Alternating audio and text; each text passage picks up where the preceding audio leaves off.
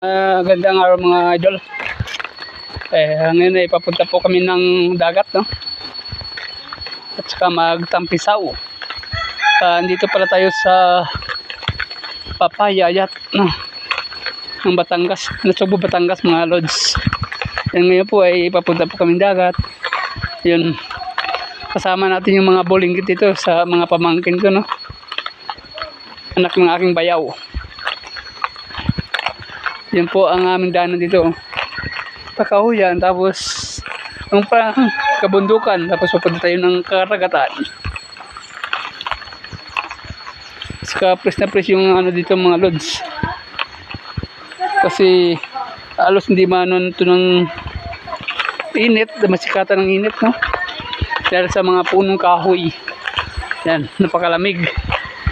Saka aming prutas dito mga lods. Mangga, santol, avocado, ayan. Ano, kakao yan. Kaya mga lods, samahan nyo kami, no? Papunta ng dagat. Alright. So, yun guys, dito na tayo sa dagat. Ayan na. Matatanaw na natin ang dagat, mga idol, no? Dito po yun sa Balong Batu Beach Resort.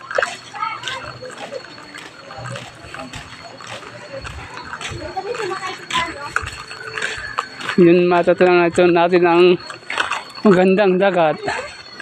Ayan, Balong Batu Beach Resort.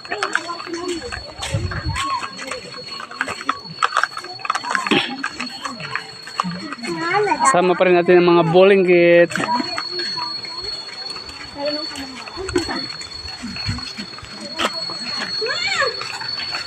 Yan po yung dagat mga lods. Medyo madilim lang kasi umulan, no? Saka dun sa kabila nag-aakot ng mga putik, kaya halos na punta dito yung mga ano sa dagat, no? Mga putik. Pero dun tayo banda sa ano, kabila, malinaw-linaw. Yan. Kung gusto nyo maligo mga idol, oh.